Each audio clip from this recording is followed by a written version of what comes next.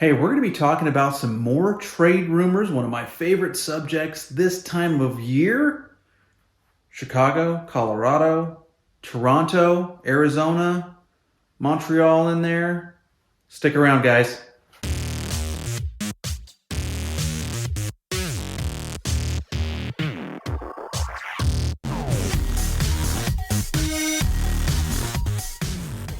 Ducks Hockey and more here.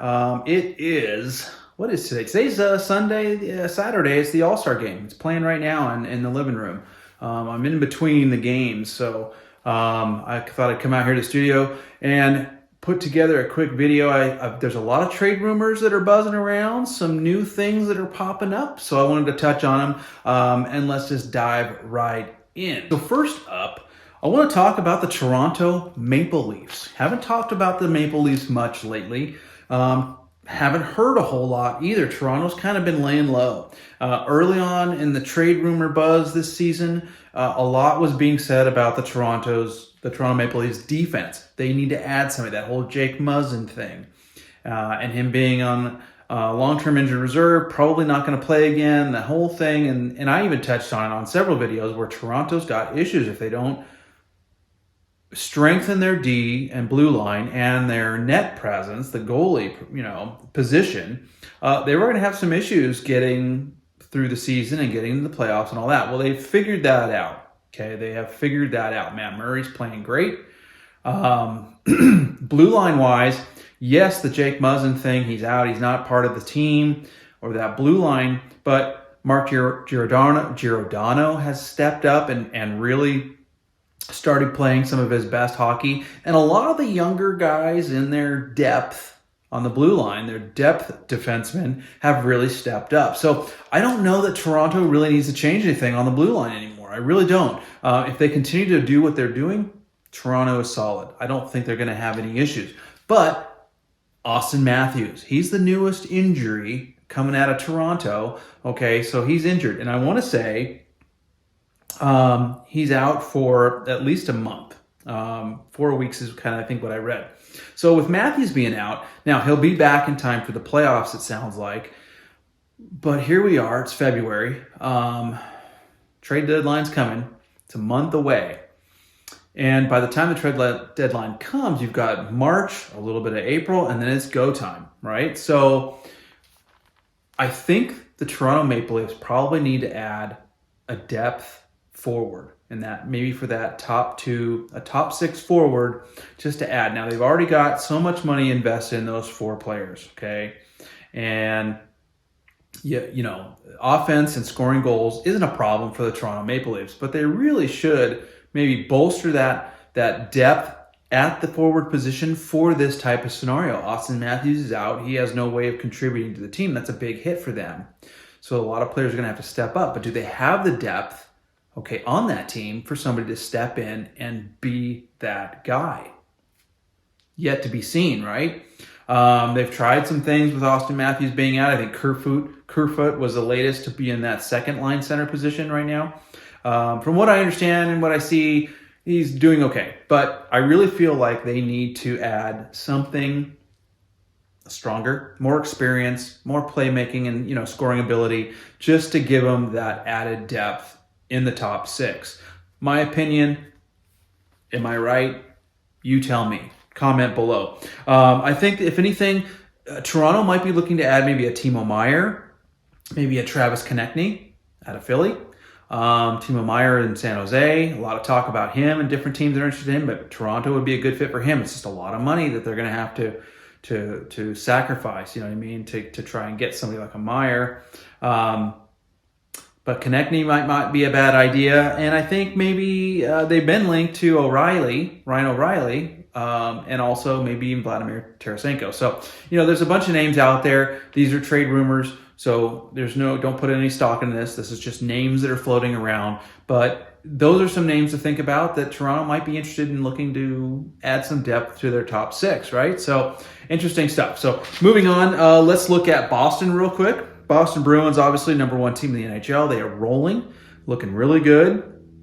But I've heard and read that they are looking for a left-handed defenseman to just add depth on their blue line. Is that really true? I don't know. their defense is pretty solid. I mean, you watch them and you look at where they are in the standings, there's no reason to believe that they need to tweak the D.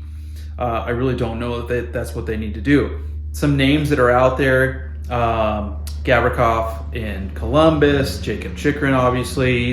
It seems like he's, named with all kinds of teams in the NHL. Almost every team in the NHL would love to have Jacob Chychrun. So Caleb Jones is a new one out of Chicago. So we'll see. I don't know. Maybe they need a forward more than they need some D. I mean, you don't want to mess with the defense. They've got a good defense. So instead of worrying about that left-hand side and adding depth on the blue line, maybe look to add some depth forwards or something like that. I don't know. If they were just to pull the trigger and go get a depth forward before the deadline, which they're known to do. They're known to do this. At Hampus Lindholm last year, Taylor Hall, I believe, the year before that. So Boston is known to do this going into the playoffs to give them that added punch. This year is interesting because I don't know if they really should tweak anything. I think they should roll with what they've got, to be honest with you. Don't mess up a good thing. If it isn't broke, why fix it? You know what I mean? Don't fix what's not broke.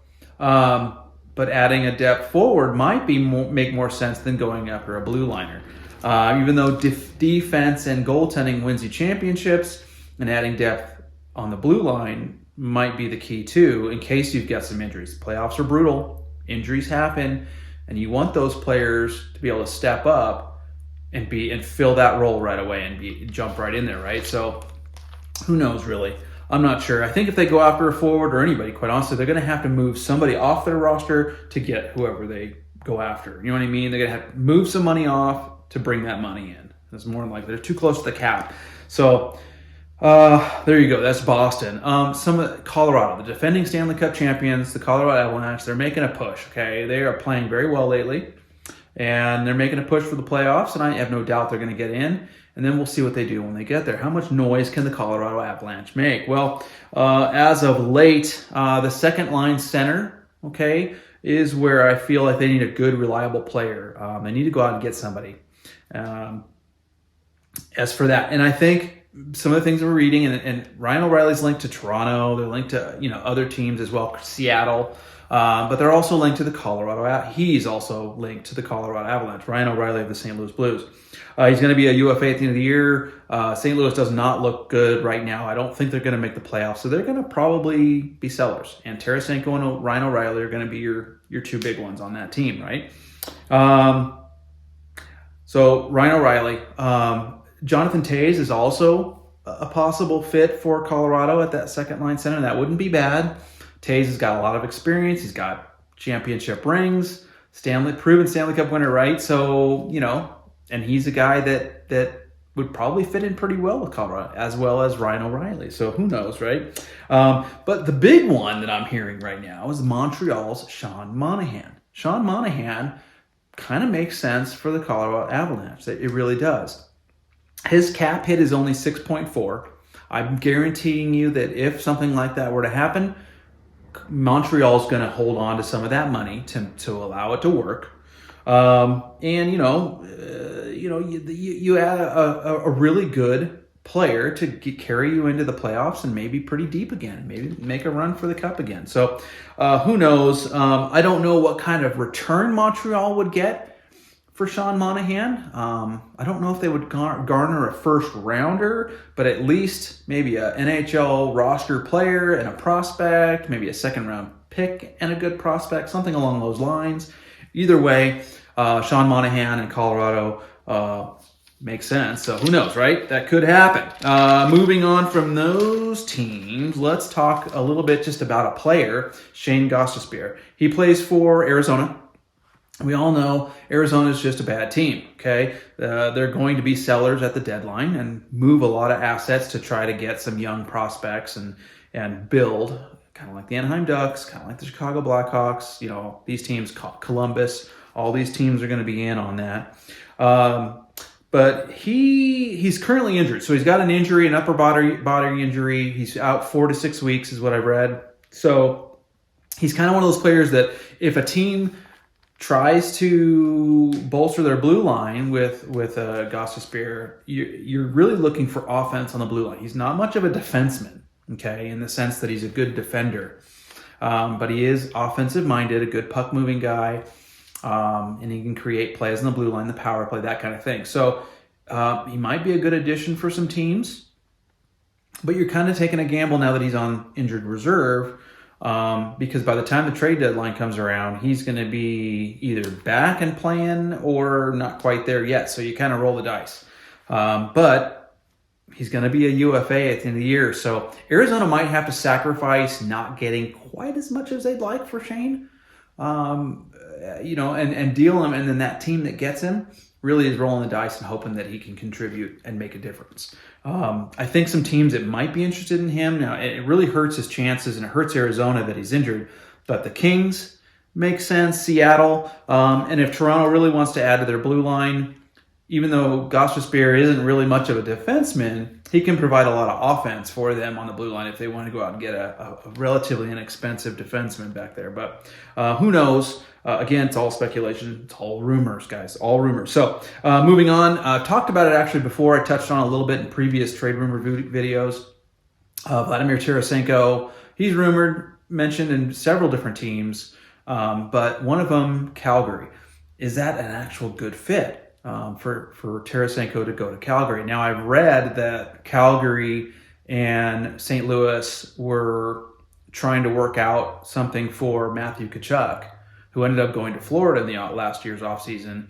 But I think St. Louis was actually interested in trying to get him, and they were going to give up Tarasenko in a deal like that. And Calgary was like, no thanks. Now, again, I don't know if that's actually true. It's something I read. But if that's the case, and that was in the offseason last year, I don't know that Calgary would be even interested in Vladimir Tarasenko. So those rumors might be just strictly rumors, which all this is anyway, but like really far off, not even close. But either way, probably not going to happen. But think about it. Huberdeau, Kadri, Tarasenko, same line. Wow. I don't know, that sounds pretty good, right? It'd be fun to watch that. But sounds like that's going to be a no-go there. New Jersey.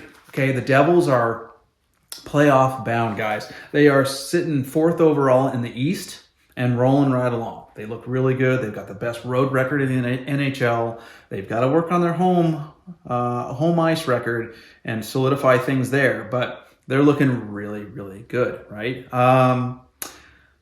What is New Jersey going to do as we get closer to the trade deadline? Are they going to make any moves? What do you think? Jersey fans, NHL fans, what do you think? I'm thinking that I think Tom Fitzgerald, okay, the GM of the New Jersey Devils, I think he wants to get a top 6 forward. Okay, and I've heard a lot of names floating around out there. Timo Meier is one of those. And I can see Timo Meier, think about it, playing with Nico Hischier and Jack Hughes. Wouldn't be bad. Timo Meier is a great player, and he's still a pretty young guy. Now, he does command a pretty big qualifying offer come next year, $10 million. So San Jose is going to have to retain a lot of that to move him for sure. But I think if Jersey goes after a Timo Meier, they're going to go after him, and they're going to probably want to keep him long-term and sign him to a long-term contract to keep him around. What a great addition that would be scoring-wise for New Jersey, who's already very, very good offensively. Going at a Timo Meier going into the playoffs, and look out, that makes New Jersey a legitimate contender to compete with Boston and Carolina for the Eastern Conference, and then to represent the Eastern Conference in the finals. So who knows? Adam Henrique's also been named for moving back to New Jersey. That's where Anaheim Ducks got Adam Henrique from Jersey. So he's been rumored to be linked back to New Jersey as a potential.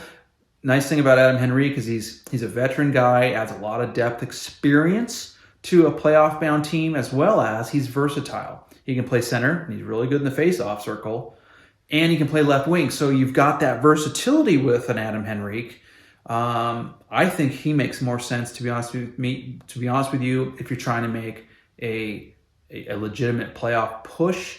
If you're really looking for somebody that you want to keep around long-term, Timo Meier makes sense if you can make it work. But I think Adam Henrique would make a great addition to any team that's playoff bound. I really do, because I like him a lot. In fact, I hope he doesn't get moved, only because I like him as a player and I want him to stay on the Ducks roster. I like him a lot. He's having a great year this year for considering how bad the Ducks are.